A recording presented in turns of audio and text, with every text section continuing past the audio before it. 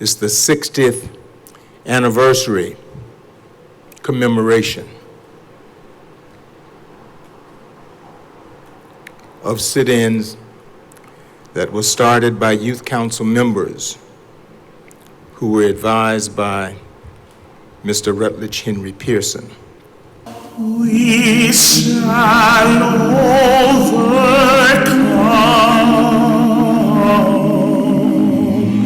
We cannot change history, but we must do our part to forge a new, stronger, and a path forward. I wish the best to everyone here assembled today and those who are watching for the contribution that has been made by the citizens 60 years ago. And that's what we see today. We see the opportunity to commemorate, to reflect, to pray, and thank God for the progress that we have made. It was George Tudston and Jacqueline Stevens and Colbert Britt and Joan Hosendorf and Helen Britton, Alton Yates and Marjorie Meeks and Mary Alice King, Robert Freeman and Richard Charles Parker and Paul Freeman and the Boomerangs and Dr. Arnett Gerardo and Rutledge Pearson, and my uncle, Rodney Hurst, and my aunt, Ann Alberti Hurst, and my late parents, who were life members of the NAAC, Frank and Brenda Priestley, and Jan Wilson, Uncle Rodney's mother, and Maddie B. Alberti Perry, Uncle Rodney's mother-in-law, and my grandmother, and the nameless, faceless others who said, no, it's time for a change. What we need to really do, whether you're president, whether you're the governor, whether you're the mayor or president of the city council, we need to sit at the same table, black and white alike, talking about our differences, talking about what we can do to make a difference in our communities and in our country. I think that if we take this approach, and I believe that that's what's happened and that's how we've been able to resolve issues over the years.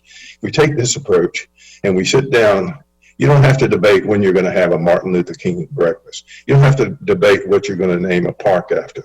What we need to be doing is walking side by side and not leave a single soul behind. I remember when I first got elected, and my mom was in my office, and she just passed 3 weeks ago, yesterday, and she was crying. I said, Mom, why are you crying? She said, years ago when I first came to Jacksonville, I wasn't allowed in this building, but my son has an office in this building. And I said, wow, y'all didn't hear what I just said. My mom said that she couldn't go in that building, but now her son has an office in that building. And it's because of people like Mr. Hurst and the other leaders here in Jacksonville. So like I said, it's not a celebration, but I think it is a celebration. Thank you and God bless. Sit-in demonstrations were about we and us, not me and I. And it revolved around the togetherness of who we were, who we understood our legacy revolved around, and we knew that there was a black face looking back at us in the mirror.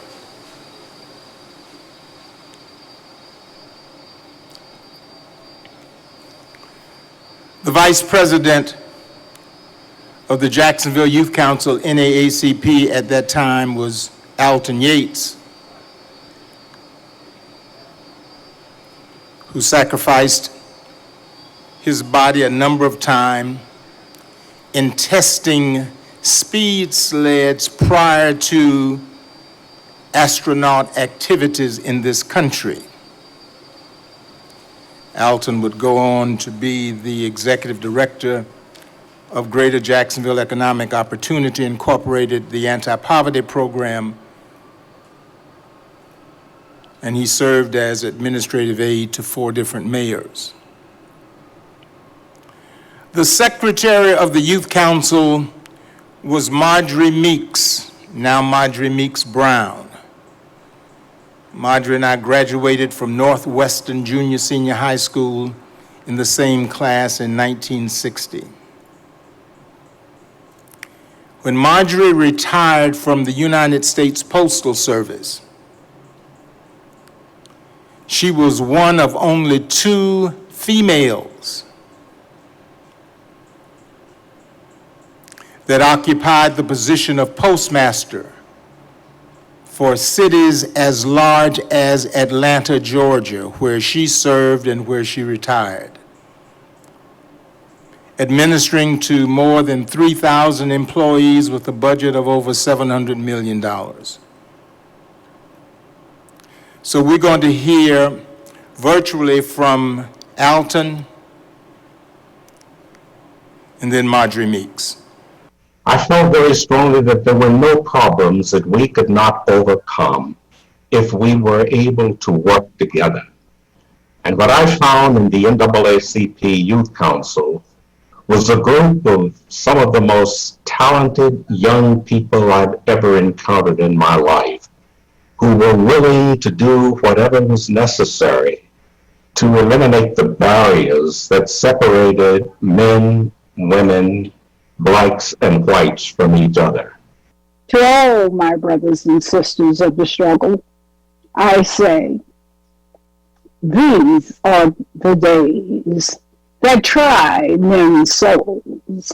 Those words are as true today as they were over 200 years ago when spoken by Thomas Paine. Which brings us to today, 60 years later.